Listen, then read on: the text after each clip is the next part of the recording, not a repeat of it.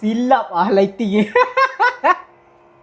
Guys, dah pun keluar trailer terbaru filem Polong. Kita tengok sekali, okey? Macam tak kena lighting ni. Cuba kita tukar jap.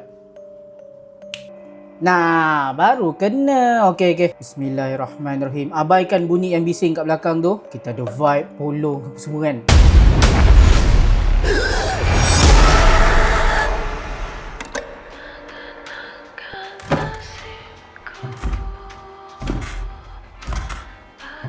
Ui.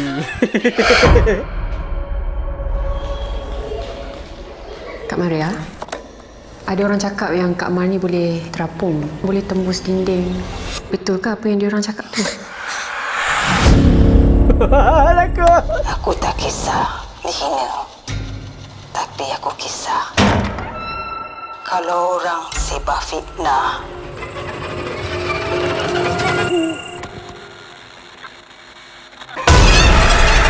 Pasal keluarga aku kata macam-macam pasal anak aku.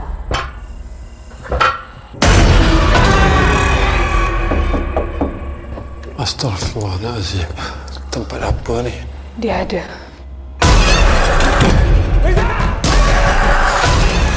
Aku dah pesan. Jangan.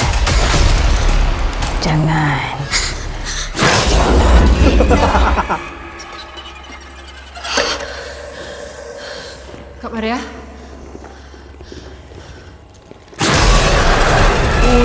Mati meninggalkan yang hidup.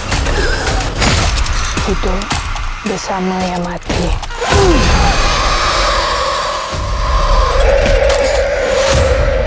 Auzubillahi minasyaitonirrajim.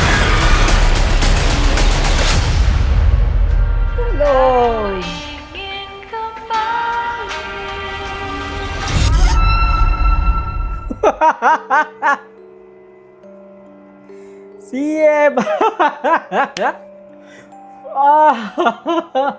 Silap lighting. Dah. Wah, aku tak boleh.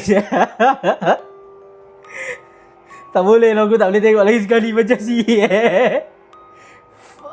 Dah. Okay, bye guys. Kau bagi komen. Bye.